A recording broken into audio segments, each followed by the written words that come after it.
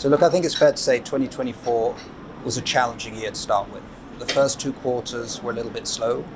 We'd all hoped that the year of the dragon was one of expansion, was one of opportunity, but the start of the year was a little bit slow. That said, the third quarter numbers have come through very strong. We saw GDP growth of 7.4%, and as a result, HSBC has reforecast our GDP numbers for the Vietnamese economy to 7% this year. Originally it was 6.5%. And we've seen a very strong pickup in trade volumes. So there was a 15% increase in export volumes, and that really has propelled the Vietnamese economy forward.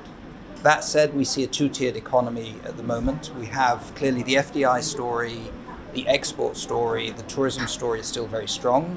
We're still seeing a little bit of weakness in the domestic economy. The consumer isn't spending to the same extent they were before, but we're starting to see signs that that's turning around, that confidence is coming back to the Vietnamese consumer.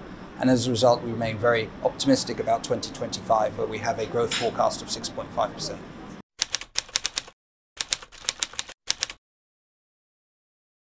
So both of them are very important to the Vietnamese economy. If we start with the green objectives, you will have seen here in Hanoi what happened with Typhoon Yagi. You will have seen what happened in the US with Hurricane Helen and Hurricane Milton. The impact of climate change is very real. It's impacting everyone's lives. And so Vietnam, I think, has made some very bold steps in that area. The commitment to transition to net zero by 2050 is very positive. It is ahead of big Asian economies like China, like Indonesia, like India. If we look at what Vietnamese companies are telling us, roughly 50% of them are already active in undertaking steps to address climate change. The government has a very clear policy on it. Clearly there's more to be done.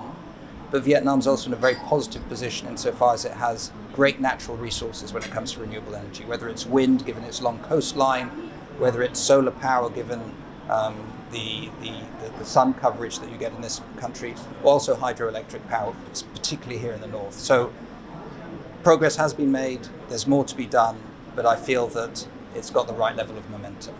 On the digital side, Vietnam is very fortunate, has a very young population. Roughly 80% of Vietnamese people own a cell phone. The level of internet penetration, smartphone coverage is very, very high. You have a number of unicorns in the tech space, whether it's VNPay, Momo.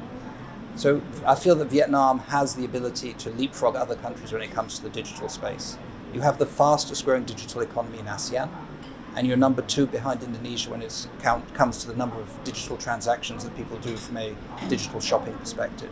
So the foundation is there. You have a young population that's willing to accept technology. I think the future looks bright. I think the challenges in the green space are around funding.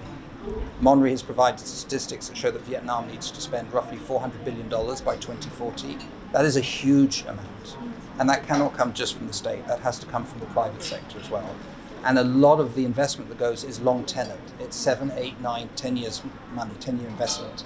And so that, I think, is probably one of the biggest challenges, is how do you make it attractive enough for investors to come into the market and invest in these big, big projects which will have a significant impact on the Vietnamese economy.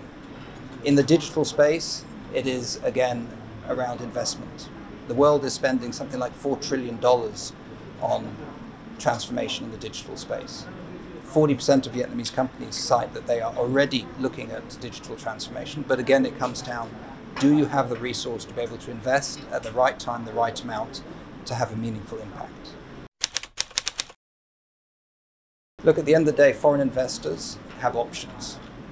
They will go where they get the best terms and they get the best returns. And what I would just suggest the Vietnamese government, and they know how to do it because they've done it in the foreign direct investment space in manufacturing, bear in mind that you are competing with other markets, and make sure that you have a proposition that is competitive to foreign investors that make Vietnam more attractive than other markets. And that comes down to the laws around it, the administrative processes around it. As long as you can make all of that more competitive, I think Vietnam will continue to be successful. And as I said, you've done it in the FDI space. If you look at the level of FDI coming into the country for manufacturing, Vietnam has a very positive story.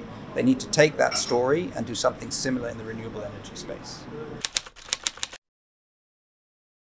Look, I think one of the challenges that everyone faces is a concept called greenwashing, which is companies pretending to do activities that are considered green and positive for the environment. And that is very risky. We're not prepared to support that, and financial institutions shouldn't support that. If something is labeled green, it should be genuinely green.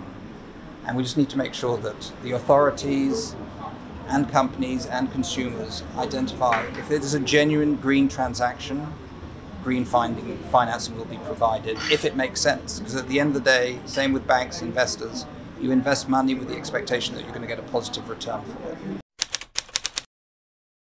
Our HSBC view is that you will finish this year with GDP growth of around 7%, which will make Vietnam the best performing economy in ASEAN. Next year, we should see around 6.5% GDP growth, which is still a big number because the Vietnamese economy, as it grows, is still adding roughly $40 to $50 billion of additional GDP every year. So that's equivalent to what the Dutch economy is doing. So we do see Vietnam being growing considerably next year, 6.5%, primarily driven by trade. We expect the trade numbers to continue to be positive. We've seen interest rates coming off in the United States, so hopefully the US consumer will start spending a little bit more, which is critical to Vietnam's export story. We hope to see tourism numbers stay where they are. Vietnam's had a very good tourism story. It's attracted a lot of tourists. We're back to numbers that are, I think, above 2019. And the final leg is, if the Vietnamese consumer becomes confident in the future, they will spend a bit more. And we'll see a pickup in local retail sales. And I think broadly, if all those three things happen, Vietnam will be 6.5% to 7% next year, which again will be the best performing economy in Asia.